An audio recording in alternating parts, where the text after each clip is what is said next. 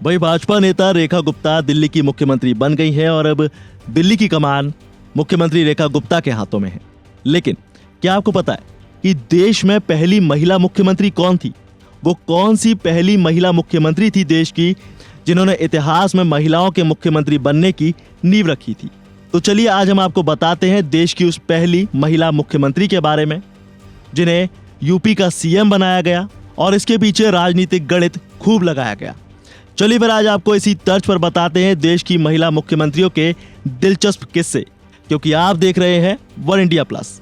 Bharatiya Janata party की सुषमा स्वराज, कांग्रेस की शीला दीक्षित और आम आदमी पार्टी की आतिशी मरलेना के बाद अब दिल्ली को रेखा गुप्ता के रूप में एक और महिला सीएम मिल गई है। आजादी के बाद से अब तक की बात करें तो रेखा गुप्ता देश की 18वीं महिला मुख्यमंत्री हैं। तो आइए जानते हैं तत्कालीन मुख्यमंत्रियों के दिलचस्प किस्से जो कि महिला मुख्यमंत्री रही। देश की पहली महिला मुख्यमंत्री थी सुचेता कृपलानी। उनको यूपी का सीएम बनाया गया, जबकि इस प्रदेश से उनका कोई नाता नहीं था। पंजाब में जन्मी सुचेता कृपलानी बंगाली थी और दिल्ली में पढ़ाई लिखाई हुई थी। फिर भी उत्तर प्रदेश के तत्कालीन मुख्यमंत्री को हराकर उन्होंने कुर्सी का भार संभाल लिया। आजादी के बाद एक वक्त ऐसा आ गया था जब पंडित जवाहरलाल नेहरू की सत्ता को उन्हीं की पार्टी के लोग चुनौती देने लगे थे। इनमें एक बड़ा नाम था यूपी के तत्कालीन सीएम चंद्रभानु गुप्ता का।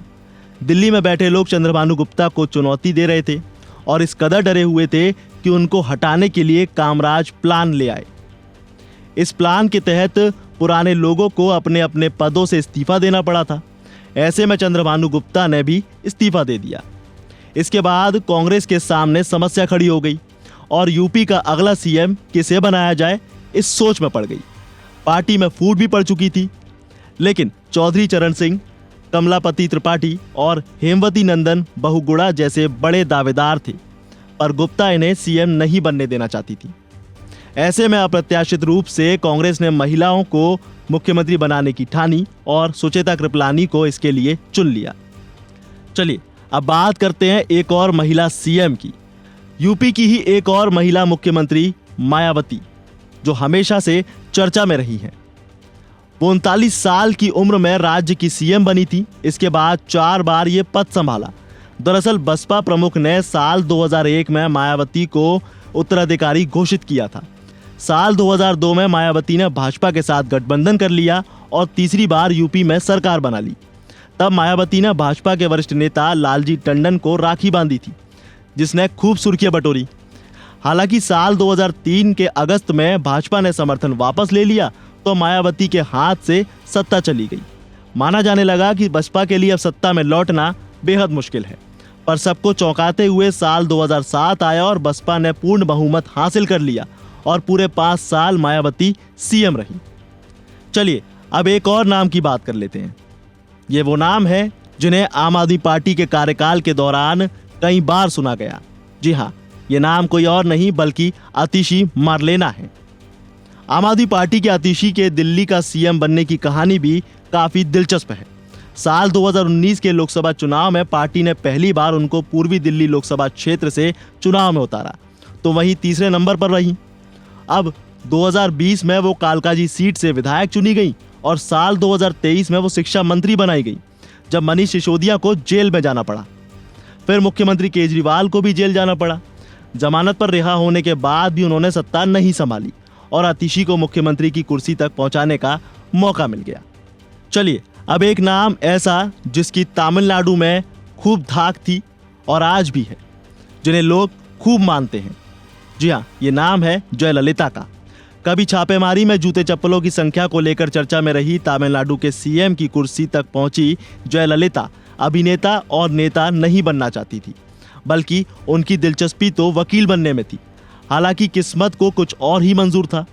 केवल 2 साल की उम्र में उनके पिता का निधन हो गया और इस पर मां ने उनको बेंगलुरु में दादा दादी के पास छोड़ दिया।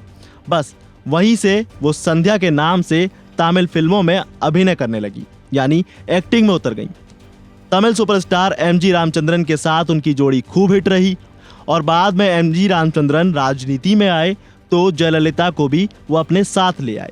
अब एमजी रामचंद्रन ने ही AIADMK गठित की थी। ये साल था 1989 का और 25 मार्च को तमिलनाडु विधानसभा में बजट पेश हो रहा था।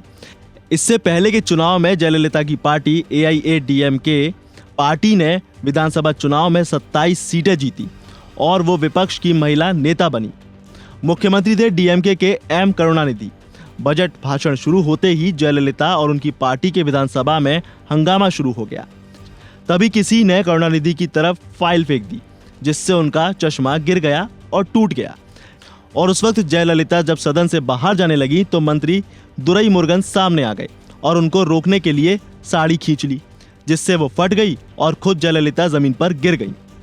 बस फिर क्या था, फटी साड़ी के साथ वो बाहर निकली और शपथ ली कि मुख्यमंत्री बनकर ही विधानसभा सदन में लौटेंगी।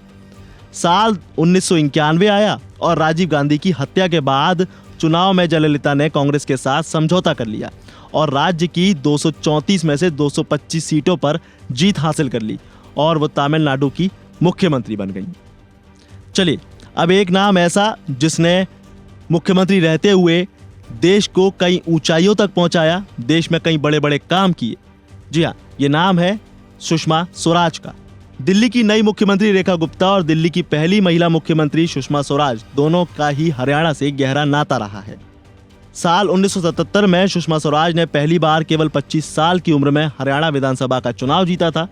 इतनी छोटी उम्र में वो चौधरी देवी लाल की सरकार में श्रम मंत्री बनाई गई। रेखा गुप्ता भी हरियाणा में जिंद की रहने वाली हैं।